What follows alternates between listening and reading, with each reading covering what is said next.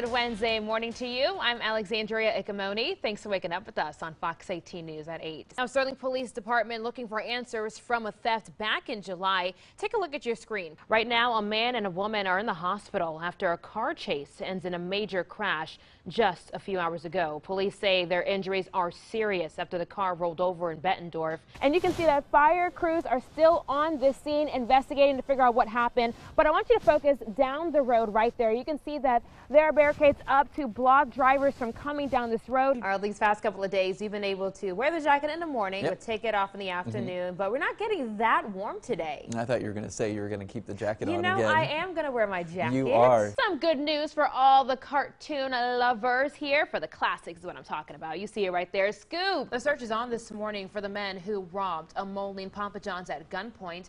It happened on 19th Avenue Saturday night. These are the suspects. We are now less than 1 month away from Election Day.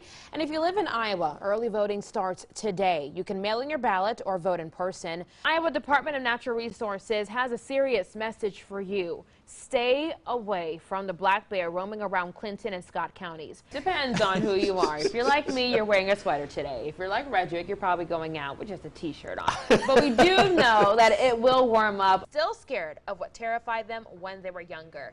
And I feel like that's absolutely true. My mind automatically goes to Don't Look Under the Bed, that Halloween scary movie on Disney Channel. That creepy thing. It's now been 4 days since anyone saw her. Local 4's Josh Vincent is live in our newsroom with the latest details this morning. Josh, what can you tell us? A shooting at a funeral last weekend is the second tragedy for a Davenport family. And now the mother who planned the funeral for her little boy is speaking out about that violence. And the Quad Cities is seeing at least 4 inches of snow. Now I want you to take a step with me so you can see just how deep this snow is right here. A group of Chicago officers are now under investigation for allegedly attacking 2 women less than a week after the death of George Floyd.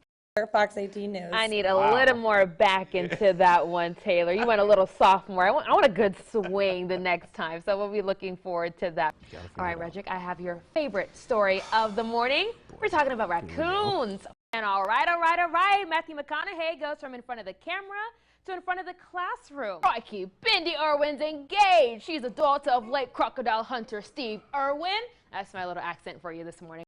Good Thursday morning to you. I'm Alexandria Ikomoni. And I'm meteorologist Zane Satry. Thanks for joining us today for Fox 18 News at 8. These past couple of days, you've been able to wear the jacket in the morning, but take it off in the afternoon. But we're not getting that warm today. I thought you were going to say you were going to keep the jacket on again. You know, I am going to wear my jacket. You are.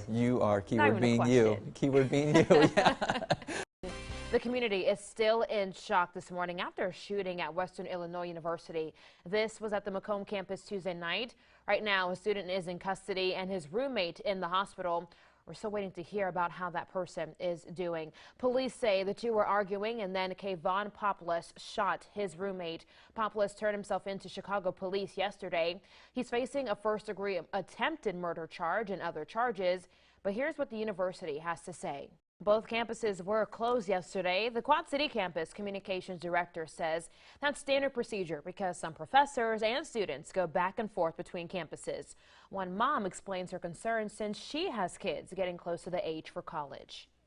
She adds incidents like this are always going to be in the back of her mind. Well, the shooting has a lot of you concerned about the safety of students on college campuses. We reached out to universities and the QCA to see what they have in place. Director of Security for St. Ambrose University says the campus has a behavioral intervention team to identify if any student is struggling. They also have a program that teaches faculty and staff what to do in these type of situations.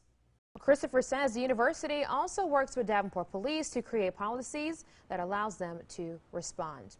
We have an update now about the 2 men police say stole a car at gunpoint and led them on a high-speed chase. They're 22-year-old Nation Owens and 24-year-old Zachary Sissel.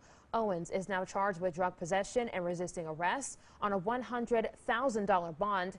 Sissel is charged with aggravated fleeing and resisting arrest as well. He's also in jail on a $50,000 bond. If you live in Illinois, a COVID testing site is back in Rock Island County for you. It starts today, but it's only here until Sunday. Fox 18's Taylor Bozer is live with what you need to know to get tested during these few days. Taylor? All right, Taylor, thank you. You already see that line starting to form right behind you. Well, the time now is 8:05. Iowa football is coming back sooner than some people expected. The Big Ten reversed its decision to cancel the football season yesterday. The 9-week season is now scheduled to start on October 23rd. This decision does much more than just give student athletes the ability to play the game they love. It also helps many bars and restaurants here.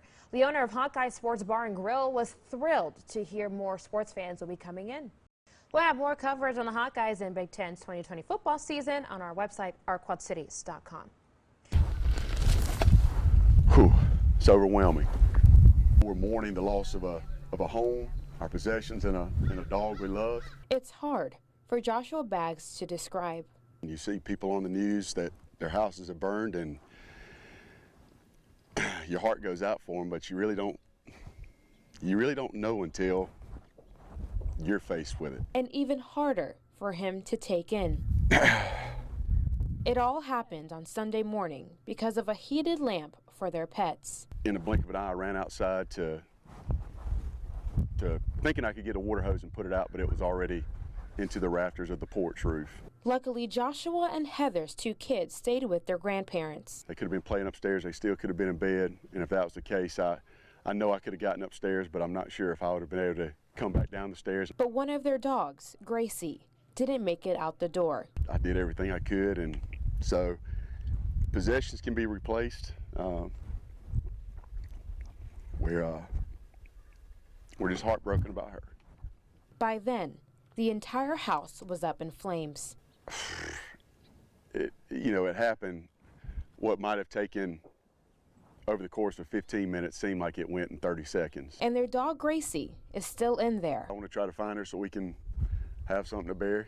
But they're thankful for what they have. God was good to us. Alexandria Ikomoni, Fox 31 News. What you see right now hasn't always been Victory Enterprises. In fact, it used to be an elementary school.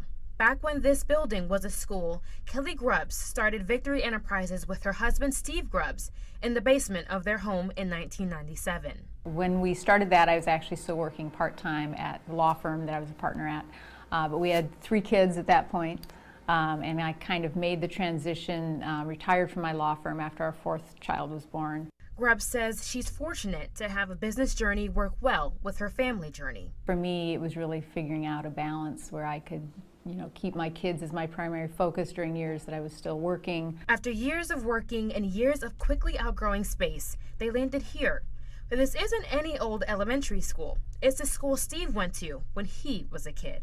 And at that point, decided we had enough space that one of the companies, Victory Store, we could actually start doing our own production. And production grew overnight, as big as the size of these cards. So we just kind of kept adding on, put a couple extra buildings up here so that we could keep our production facilities connected to our sales facilities. Through coaching, being involved with nonprofits, and more, Kelly knows the importance of giving back to her community. If you are fortunate enough to have a successful business, you can give back to the community that helped you succeed. Kelly encourages people, especially women, to go after their dreams, but also figure out what their priorities are. I have always told my daughters, you can have everything, you just can't have it all at the same time. And know that it's okay if those priorities change. Keep your options open, and you can find a path that can really help you manage that balance. And as she walks through these halls, Kelly can't help but reflect on a 30-year marriage with 4 wonderful kids. I just think we've been incredibly blessed that we've been able to, succeed in the places that really mattered to us. In Davenport, Alexandria Ikomoni reporting.